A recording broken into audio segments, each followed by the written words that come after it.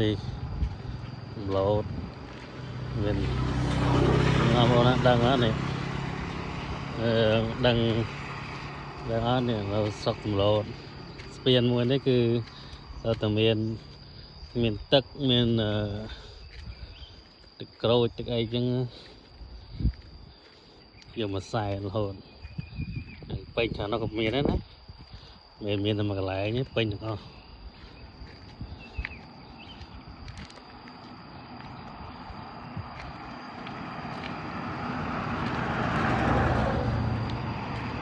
ពេញខ្សែពេញមើលបងប្អូនណាដឹងចម្លើយប្រាប់ហ៎សែនផ្លែអត់មានផ្លែឈើនេះទឹកនេះទឹកក្រហមនេះកំពេញ